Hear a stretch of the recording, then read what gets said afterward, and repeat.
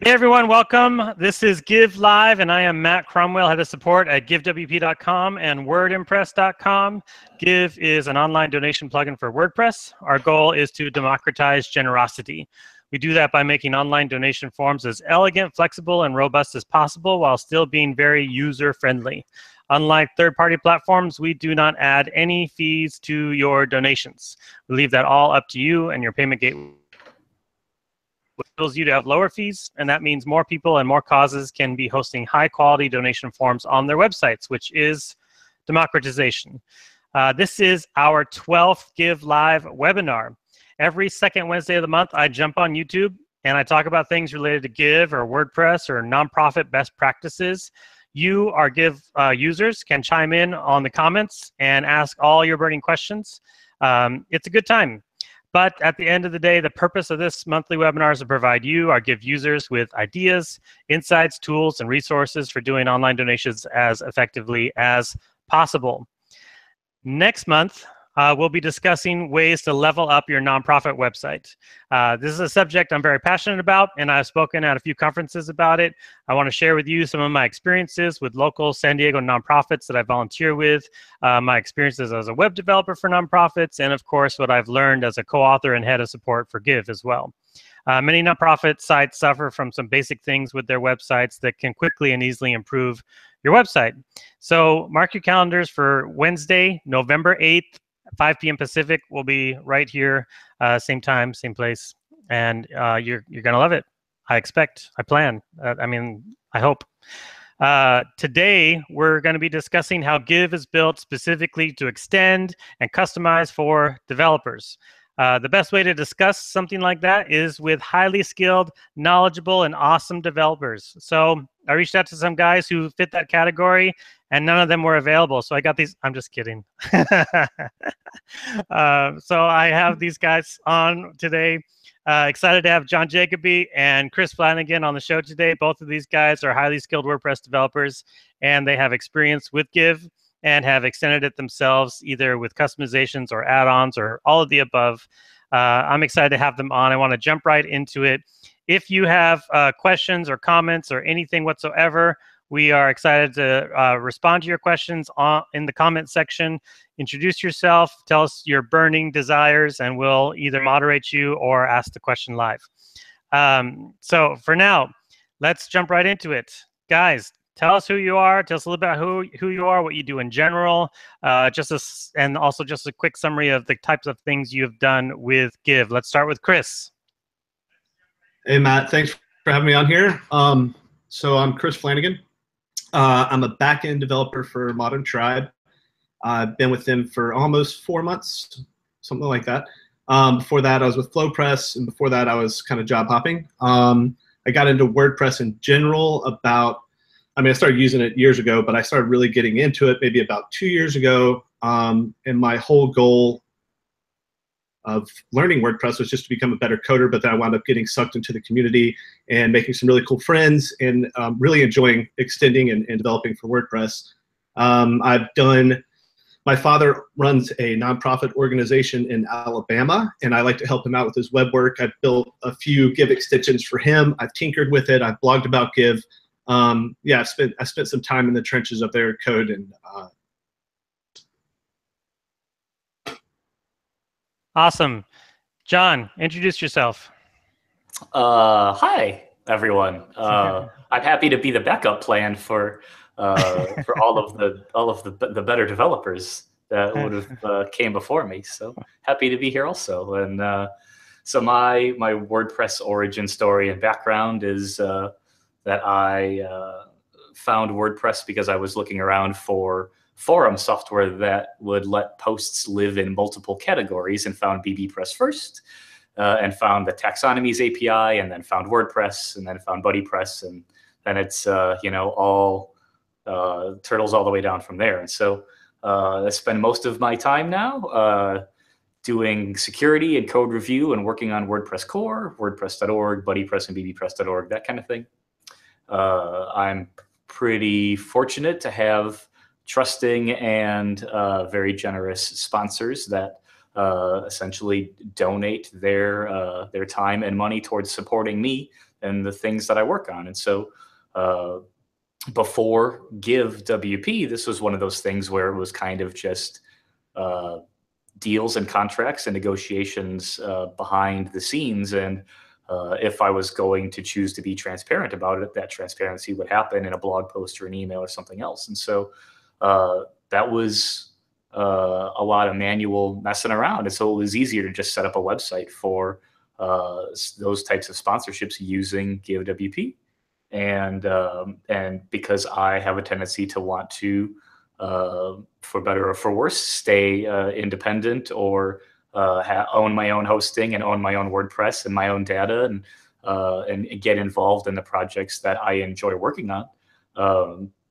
I got involved with EDD and for selling it or giving away as many plugins as I guess that I work on, and then use GiveWP for the sponsorship side of it on sponsorwp.com. And so my WordPress installation is non-standard in that it is one WordPress installation that rules them all, that runs my blog and my wife's blog and blogs for my friends, sponsorwp.com, the flocks.io website, pluginsloaded.com, multiple networks, multiple sites, doing all sorts of kind of goofy stuff, which helps me maintain the weird bevy of multi-network, multi-site, complicated WordPress extensions and plugins that I enjoy, but I'm also sort of known for working on and solving those tough problems. So the reason that I ended up, talking to you about extending GiveWP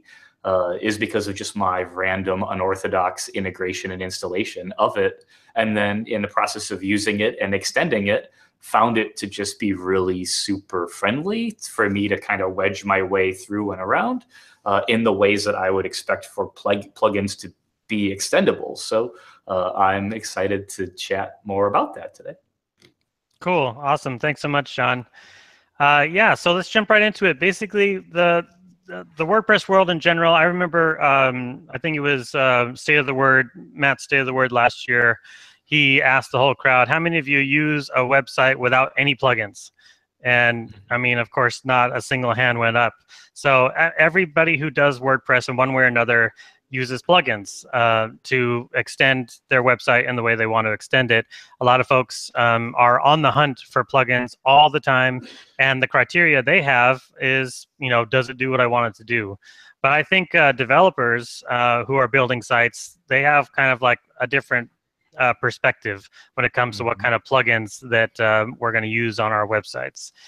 So I just want to dig into that kind of question.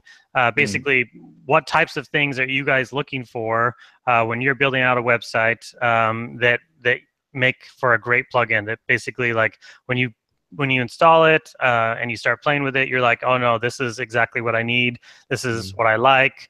And maybe also, what are some red flags as well? Like, what are things that you like, oh, it says it does everything I need, but oh man, this is terrible, and things like that. So pros and cons, what are you guys looking for overall? Chris, let's start with you. Sure. It's a big question because if I'm talking about my personal blog, I'm a lazy developer. I blog on there and that's about it. I'm using your theme actually, Matt, your extension of 2016. And if I need a plugin, it's usually for a simple purpose, and I find whatever's the best one, highly rated, most used, and use it for that purpose. If I need something that's not out there, then I'll just something. But when it comes to professional development, at FlowPress and at Modern Tribe, we build a very large amount of functionality. We build it to work within the ecosystem of framework and tools that we use. But we also use plugins when we need to. I mean, we use WooCommerce for our stores. We're not going to sit there and rebuild a shopping cart, and it's very extendable. We use a Forms plugin. We vary a little bit on that. We don't use plugins that aren't extremely high rated and well known. So when it comes to that, and extendable, I mean, that's key, is that the fact that we can take its core functionality and extend it to do our purposes. We've made completely huge layers over top of WooCommerce for some projects and things like that. But again, security is always an issue. If we're going to use a one-time quick plugin for a very specific task instead of us taking the hours to actually develop it, then we all, a few developers will give it a code review, make sure it'll work, test it out, it goes through QA. So we still use some smaller plugins just for very direct purposes. But again, we aren't just hitting up the repo and downloading something random and throwing it in. There's always a good review process, and that's how it should be when you're doing something, especially something professional. Yep, for sure. Yep, totally those are good points. John, what do you say? So with WordPress plugins, I pick my plugins generally based off of who the authors or the team is behind them, for two reasons. One is I want to offload as much of that work as I can to the people who want to solve that problem in the best, most passionate kind of way. And so when it comes to democratizing, generosity, what better place to go, right? So, but on the other side of it, I enjoy writing my own little small plugins to extend other people's work. And so I want to pick plugins that I think I will be able to actually contribute something back to. It's, I don't want to pick something off the shelf that I think I'm going to have to rebuild. And over the course of WordPress maturing and plugins maturing and teams maturing, plugins have a tendency to, fall out of nouveau, or they don't have nobody maintains them anymore, or they get forked, or the team abandons them, or whatever else. And so we've all sort of learned the lesson, I think, time and time again, that you've sort of picked the wrong tool, and now you're stuck kind of owning it or maintaining it way more than you want to. And so part of the interesting thing about being a sort of core contributor full-time or pseudo full-time is that my personal belief with a lot of this is that it's hard to be a full-time core contributor if you're also not using things around the ecosystem too, which is in and of itself its own distraction. So I try to walk the fine line of like, what are the biggest plugins trying to accomplish? And then how do we make sure that WordPress makes those things as easy as possible? And if it's custom database tables or object caching or query caching or integration with third-party plugins, or something that says it should do one thing but actually does another, or WordPress breaks a plugin, I kind of feel like I have a responsibility, but also I'm pretty good at picking the plugins and the people behind them, and then making sure that their experiences with WordPress updates or backwards compatibility breaks or tickets on track or navigating issues is as smooth as possible. So my choice when I pick plugins is who can I help the most by making sure that I'm using their tool in the way they actually intended for it to be used, and just make sure that I can give back or contribute back to it in a tangible and real way. Yeah. Let's dig in. Whenever you're talking about extending a plugin, we're always generally talking about actions and filters. Let's and let's take a moment to be sad about the retirement of Apply Filters podcast right now. That's for those who don't know, Apply Filters has been going for, I don't know, like a long time. How long is it? 83 episodes, I think it was. Yeah, I mean, it's like a significant amount of time. Yeah, I mean, it had to have been like 5-6 years or something. I don't know, long time. But it was definitely the go-to WordPress developer podcast. There's some other ones that have been coming up. WP Crowd is nice, by the way. Whenever you talk about extending a plugin in any way, extending WordPress in any way, you're talking about actions and filters. And I've come across some actions and filters that I find to be more or less worthless. Sometimes I feel like people are dropping add action just for fun, and rather than thinking about, well, what does somebody actually want to do with my plugin? So let's dig into a little bit to plugins and the way that they use actions and filters, and what types of things should we be looking for. Chris, go ahead.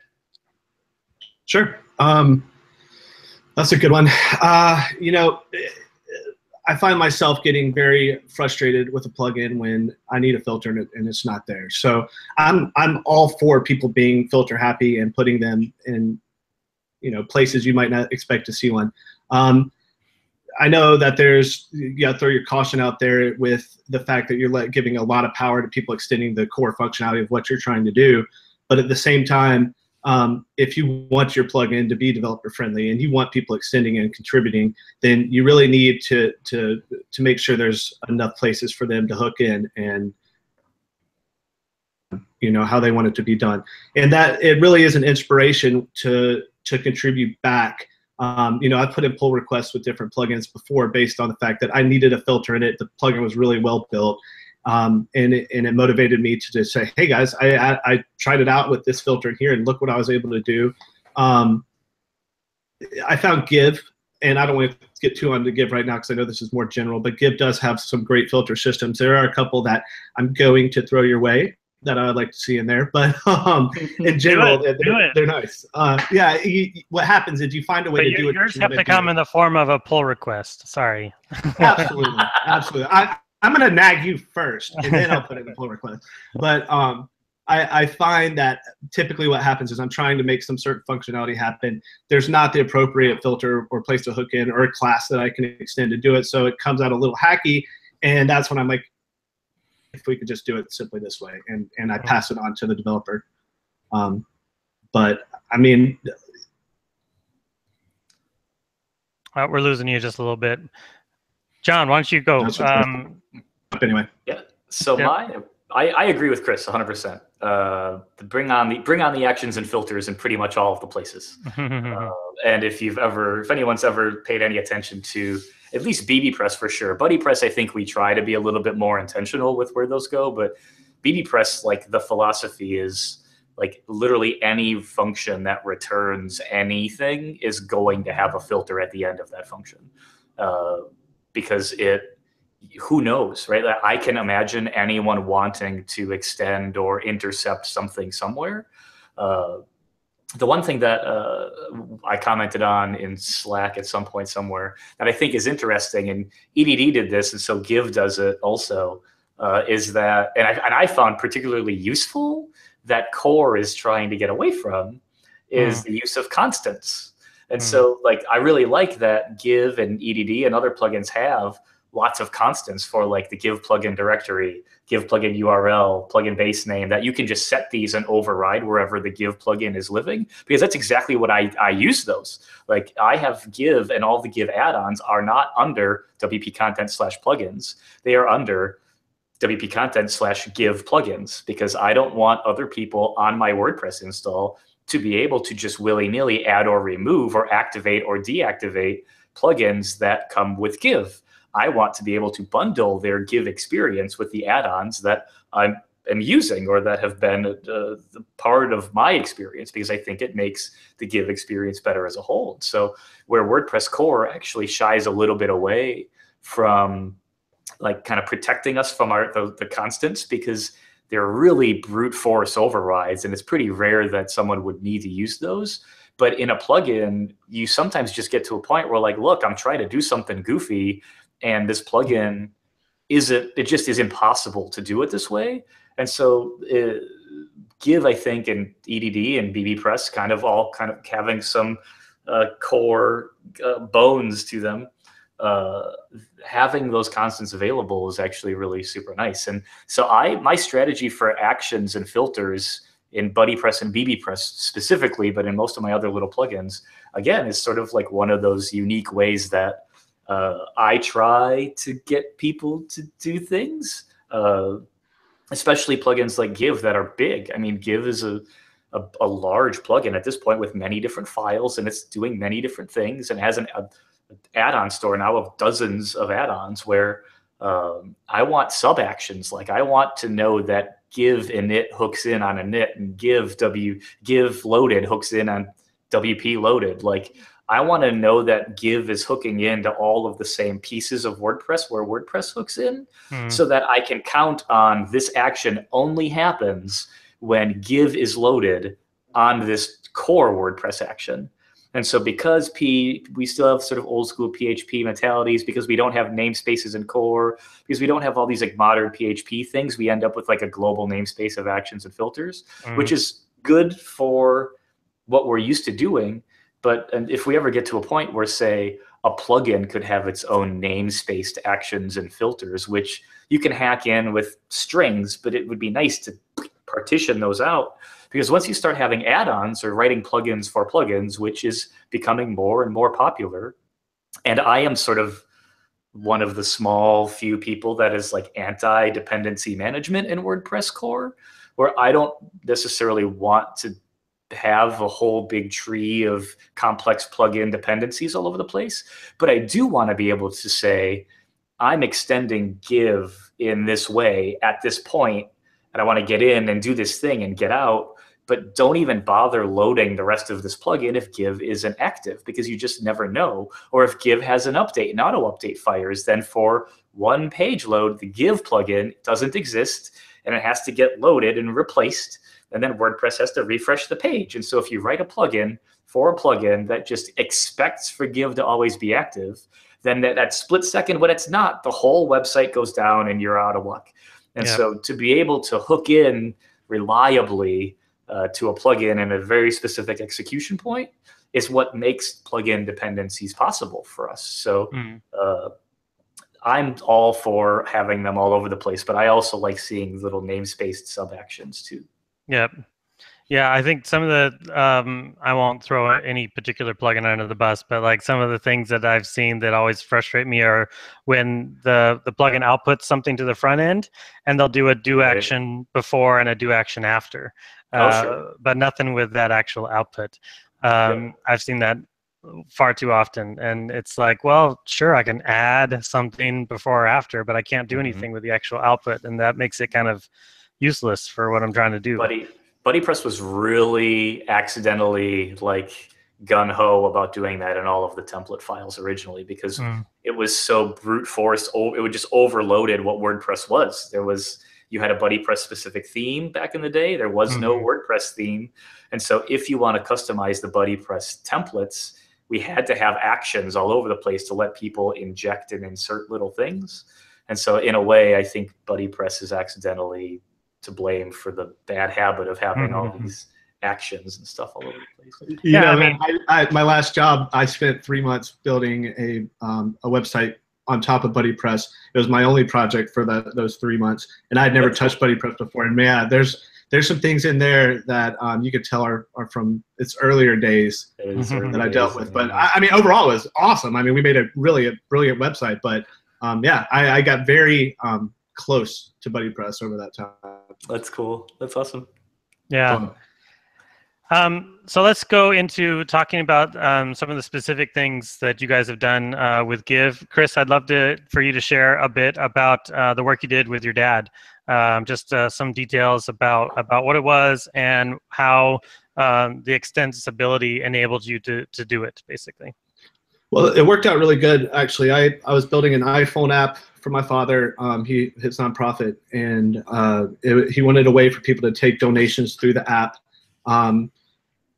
to store their credentials and so forth, and just be able to donate quick, one button taps. And so I built the app itself with native script, which was a really cool experience. And then I tied it in. He had a WordPress backend that I installed Give on, and using the WordPress REST API, I was able to connect the phone app to WordPress. I built a custom gateway. It's a Stripe gateway, but I did a custom one just because also the were very easy to just plop onto a page with no template, because we have to use a web view. Apple won't let you make payments through the app itself. You have to open a web view and do it. So I was able to extend Give a million ways to make it fit just right into that system. So it's pretty cool. You can pull up my dad's app, sign up, and you can go donate to his organization right through an iPhone app using the Give WP form. So that was a really cool experience just to learn more about the REST API, all sorts of stuff about Give, more about Stripe and security and handling people's payments and stuff. So that was probably the biggest extension I've done for Give, and it was really cool. Nice. Yeah, no, I remember you chatting with me about it as you were building it out. I was like, that sounds awesome. Sounds great. I threw a lot of work away and started over a few times. That was the very first thing I did for Give as well. So there was a lot of trial and error there. Yeah. Devin Walker is our founder and the primary author of Give, and he's on the comment box right now. And he brought up the fact that that a lot of our templating system in Give was actually inspired by BuddyPress. There's definitely BuddyPress code in Give for sure, and we definitely do also have a lot of do action before output and after output, those kinds of things. But I like. It's fine to have those actions, but as long as you're also, in my mind, as long as you're also filtering the output itself in one way or another. So, but you know what people have a tendency to do quite a bit with those before and after actions is like output caching them, like to just remove the difference. Like I'll hook in here and start an output buffer. I'll hook in the last one and close my output buffer and absorb that template output. And then replace it with my own. Like I don't know, like you have no power over a child theme or a parent theme or whatever the theme is, but you can write a plugin that intercepts some of the output and then injects their own. That was the one like clever use of having those before and after actions. And a template was like, well, yeah, sure, of course, go for it. Like that's why they're there, I guess, is to put whatever you want there. It's just interesting to see someone go, you know what, I don't need this entire widget or sidebar, but I do want to intercept it and replace it with my own that does something similar. And so it's like it's a cool enough hack that I wish there was a way to like honestly like legitimize it.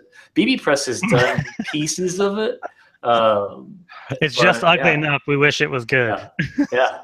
So bbPress includes a function for this, which is like in one of those things where in my trying to think ahead and write template output code to try and make it as flexible as possible, WordPress has a function called get template part.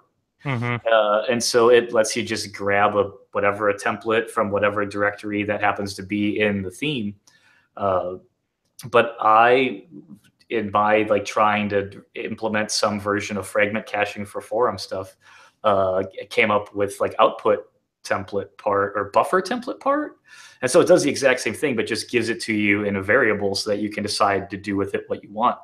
And so in bbPress, you can call bp buffer template part and then get a piece of a template as a variable so you can decide if you want to stash it as a transient or cache it or do whatever you want with it. And so there's like a lot of stuff that you could do with those before and after actions that are like second class hacks, I think. Yeah. I guess then it just becomes a priority race. Like if multiple plugins want to do that, then whoever does it last wins, I guess. and that's the like pros and cons to actions and filters the entire time is like, well, +1, +2, +3, +4, like, however, wherever you need to. Plus 9,000. Just filter this one at 9,000. Yeah, PHP int max. I'll be the last one. I really like that Give has a REST API. Because we never really got around to it with BuddyPress and bbPress. That's been invaluable for us. It's been really the only thing right now. It doesn't. You can't post to Give at the moment. It's read only. But in general, for everyone who's using it, most people just use our Zapier add-on. Which of course is powered by our REST API, and they being able to post donation activity to Salesforce or whatever via Zapier. But Roy Sivan actually, he wrote a great tutorial on our blog about using our REST API to display donor data with Chart.js. That was a fun project. So Hi, Roy. yeah, I think that's what we're supposed to say, right? exactly. Hi, Roy. Chris, Hi, Roy. did you use the REST API? You said you used the REST API for your project, right? Not to just for displaying. A user can look at their donation history and stuff like that. So does part of like a native app wrapper, does it do the API request into Give and then bring it out into the iOS app, or is it still a web view? Oh no, it brings it into the app itself. Yeah, that's awesome. It's really cool. It's like one of those. It's one of those like magic moments where you actually use an API for exactly what it was intended, and then it connects up. It was one of the first time. I'm like, I know. I work for Modern Tribe. I work for Tribe. This happened before I worked for them, but I did have to hack a little bit to get Tribe events to show up in the app. So they weren't quite on the API yet. Yeah, I didn't want to say anything, but I might get crap for saying that because I did share this in our Slack. Well, I mean, sure, but in the list of reputable organizations that write quality WordPress plugins, Tribe is definitely one of them, right? I love my company. Absolutely, yeah. Great place. No, for sure. I mean, I've dug into several other event calendar plugins, and yeah, Tribes is the only one worth using, really. Hey, I have an event calendar plugin. What's wrong with mine? Oh, I haven't looked at it. I have no idea. Only 200 people have seen it, right? It has like dozens of it. Nobody cares. I don't really talk about it much either, but yeah. So I got a question here for John from our developer, Kevin Hoffman. He says, question for John. Hi, Kevin. When displaying a template, is there a significant difference between escaping individual variables versus escaping the entire template with WP cases, KSES? Ooh, yeah, case. So I always call it cases.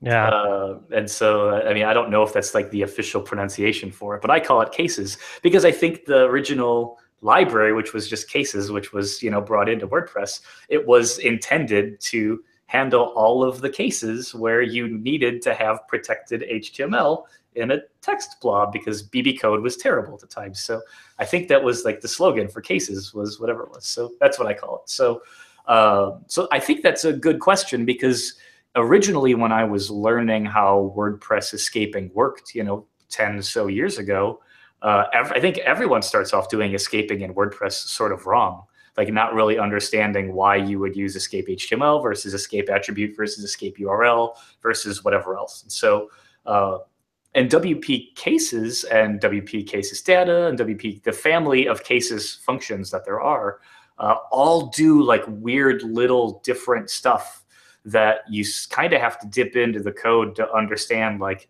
exactly what regular expressions it's running or exactly which tags it is that it's going to allow for or what have you. But the easiest way, I think, to answer this question is you always late escape every single variable at the last possible second before it gets put out to a user. And so even if it means littering your template with escape attribute or escape HTML 100 times, that is the right time and place to do that. The one caveat and the place where this starts to get weird is if you do want to start caching template parts, you end up having a template that escapes all these variables. And so then you end up with a HTML output that is technically escaped. So now you're caching or holding on to escaped HTML in a variable that might end up in the transients table or in Memcached or Redis or some other place.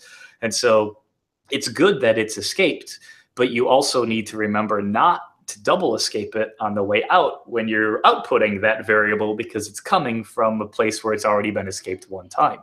And so double escaping is a problem not only just for output, but database queries and other things where you end up kind of undoing the security that you just did. So it's a good question in that it is really easy to get wrong if you're not really familiar with what the difference is that all these functions do. Normally you use cases for areas where you want to retain some HTML tags, but then you end up with attributes and some pieces of it that individually still need to be escaped.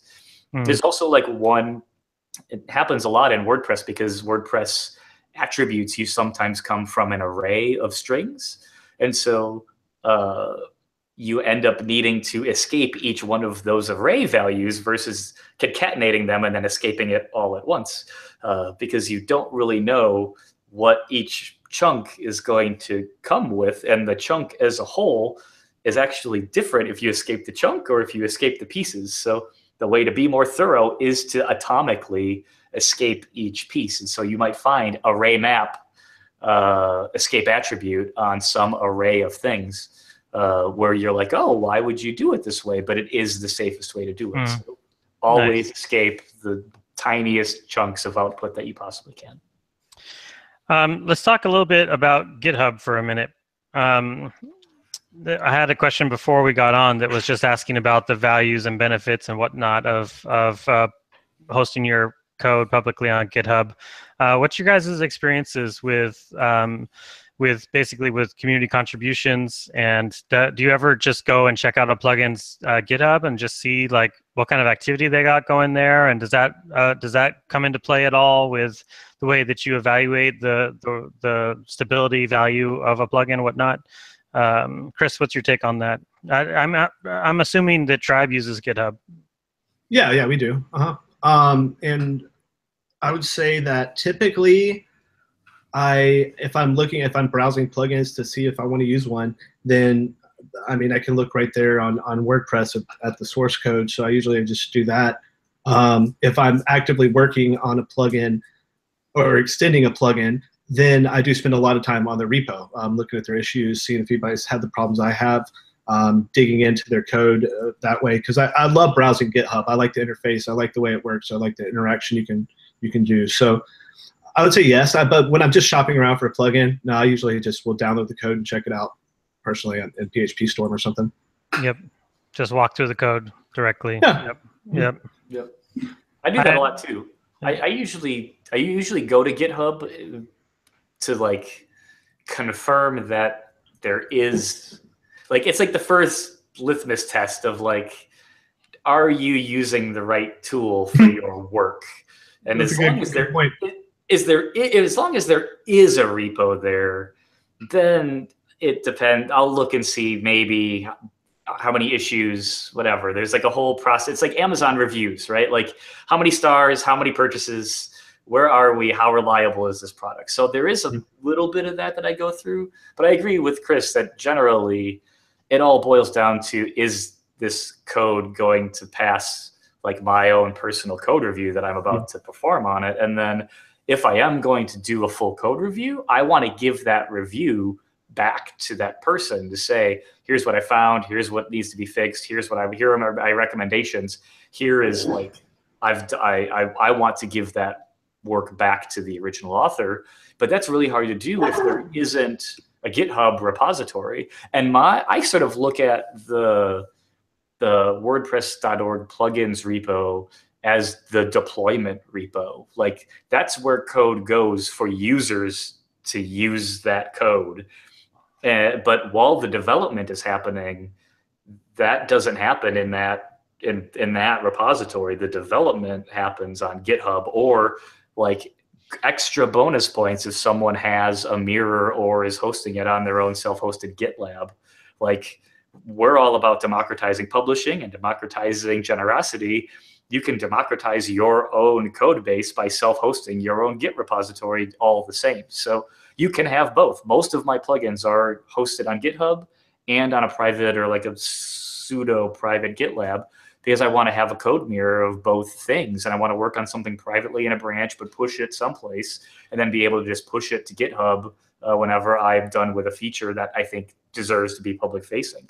Plus, if there are security issues, you have like a separate private mirror to work in without paying GitHub all of the money for private repos or private forks or private branches or anything else. Yeah. You can put GitLab on a droplet or on a Linode for $4 a month and have your own private security server for all of your own issues. So that's, I like seeing that someone, and plus GitHub is a GPL compatible open source project. It's support your peeps, right? So, Yep. and GitLab just raised a bunch of money. I mean, as a company, they're rocking it. So, I like to see both. Yep. Did you ever, I'm not trying to say you're old or anything, John, but you've been around for a long time in WordPress. Did you ever see any plugins like way back in the day doing like serious collaboration with SVN? Did that happen? It couldn't happen. The track for the plugins repo, it was too slow and bogged down by the number of Subversion sub repo kind of setups, branches, folders, directories, whatever they are. And anyone that tried, it just never caught on. It never got momentum. We tried it with, I don't know, I think Jetpack tried it for a little while. And so there might still be issues in like tagged underneath the Jetpack. You might go find those. I'm pretty sure they were in there, but then eventually they switched to GitHub. And even when BuddyPress was reimagined as a WordPress plugin, all of the development for BuddyPress happened on GitHub. And so as an official sister project to WordPress, all of that development and everything happens there. And I love Track. Honestly, I'm like one of the small weirdos that I appreciate Track for what it is. It is a tool that tracks the development of the piece of software that you're. I will never share that. I will never share that. A lot of people don't. I get it. That's fine. And I'm not pushing it. I won't be the first person that says, "Oh, you just haven't tried hard enough yet." Like, no, it's crusty and old, and I get why people don't like it, but like I still like IRC. I was just gonna say, I was like, you sound like one of those guys who likes our IRC. Whatever. Do you still have your AOL handle? Because that's about to be gone, by the way. Nope. That or my ICQ. They're both long gone. Yeah. Nice. Cool. We got to wrap it up pretty quick here, but I'd love just one more quick word from you guys. What's something you're working on recently, like very recently, like today or within the last week or so, where you tried to make sure that you're doing things developer friendly? Like, what did you do? Did you do some awesome inline docs? Did you do some sort of awesome actions or filters or a class that you made super extendable? Like, I'm putting you on the spot. So Chris, what do you got? Can you give me some examples recently? Yeah, I mean, I just started working with actually a real team of people about a year or so ago, and then I'm still at Tribe. It's a team, so you have to kind of start thinking that way and train yourself. So I would say documentation's huge. That was my first commit to one of our core frameworks. Was they needed documentation done. It's kind of a rite of passage that you make a commit to this framework. And so my first was writing some really big documentation for it. And that was really appreciated. And then, yeah, I try to put inline documentation on anything that can be slightly confusing as far as a function or a class or a helper function, anything.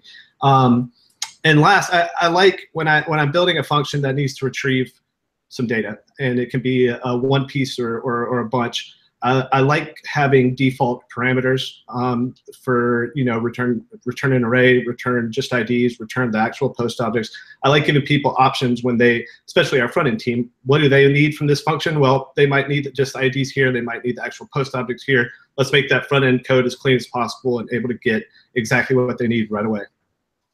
Nice. I don't know about you, but I think like writing documentation is like the single best way to become familiar with how the code works anyways. Like if you're just reading it like a book, yeah, it totally helps the documenter go, oh, of course, this is what this does. Like you become more intimate with the code base than the people who wrote it originally, because they aren't looking at every single thing that comes in all the time. They don't see the sum of the parts. You get to see the sum of the parts. Like Michael Beckwith does almost all, and he went through very thankfully and close to my heart, but methodically. He's here in the comment box right now. Yeah, he went through all of BuddyPress and documented, and not only documented everything properly, but documented stuff that had no documentation, fixed like all of my like pseudo non-standard PHP doc like hacks that I tried making it do, because now we have a standard. And so he had to like undo all the bad decisions that I made early on and then redo them with the right stuff through activity streams, private messages, user groups, profiles, all the BuddyPress components that have multiple files for years at a time. So watching him go through it confirmed something that like we really already knew, which is like Michael knows BuddyPress more than anybody knows BuddyPress right now. His ears are burning. He says you're welcome. He says you're welcome, everyone. That's awesome. Thanks for listening in, Michael, for being here. Let's say more nice things about Michael real quick. So cool. I worked on something. I have two examples actually of. I mean, there's like a secret project that I can't talk about, but oh geez, now you have to say something about it. I can't, especially with Chris here. It's like it's calendar stuff. So there's two pieces. I'm on the services team, not the product team. So good. Hands off with the calendar. So I worked on two things with bbPress today that I think are cool and fun that I haven't necessarily seen a lot of plugins do yet, which is one, for our subscriptions and our forum software, so you can subscribe to a topic, and so whenever somebody replies to it, WordPress will go through and send emails off to all of the users that have subscribed to a specific thing. Event Calendar has various other similar needs. GiveWP has other very similar needs to this, but querying for users and getting email addresses is like a thing that sounds like it should be simple and straightforward and super easy, that is actually really not, because it's rare that all of those users have caches already hot somewhere in Memcached or Redis. And you don't necessarily want to run your own raw database query all the time to the users table to get all those email addresses. And so you end up with this like tough spot where you want to use the core get users function because it has the possibility of hitting cache, but you also don't want to necessarily get 700 users and notify them that a donation campaign has finished or that an event is about to occur, and to let all the people that have registered to this event, 700 emails at a time, send those out. And so with bbPress, instead, I sort of wrote this fun wrapper to chunk get users calls into like 100 user increments, and then make sure that when you call get users, you do get to prime those caches, and in a forum, you are maybe going to be logged in or have some overlap with activity there, so you will have some cached wins. But this way, we can tune the number of users that you're getting in one chunk, and then we'll array those together and then send those off and just pluck the email addresses out of them. So you have the benefit of getting user caches without the detriment of querying for like hundreds and hundreds of them in one fell swoop. And unfortunately, none of the WordPress like database query classes have like a chunk sort of method to them. And most database abstraction layers, Django, Laravel, they have some semblance of like, get me these 1,000 users, but only hit the database in 100 user chunks to do it. And so I tried to implement that a little bit into bbPress to chunk those queries out. So that was fun. The other second thing that bbPress got like yesterday, I think, and maybe this morning, I don't really remember, it's been a long day, is we switched up all of the favorite subscriptions, forum moderators, and like all of the weird little things that a user can tack onto. They used to be stored in user meta, and that becomes a problem on large forums like WordPress.org, where there are 10 million users. But now it's an extra user meta key for every single person that happens to subscribe to something or happens to like something. And that's the way that old bbPress did it 10 years ago. And it's fine most of the time until you have many users, or until users start to subscribe to many things or like many things. And then on the other side of it, if you want to see which users actually like a thing, or you want to show a user what things they've liked, user meta actually starts being a terrible place to do that intersection, because they just all get lumped in there. So for bbPress 2.6, I know this is like a long thing, but for bbPress 2.6, we started storing the user ID as a meta key. So every user has its own meta key. So now you can query both ways.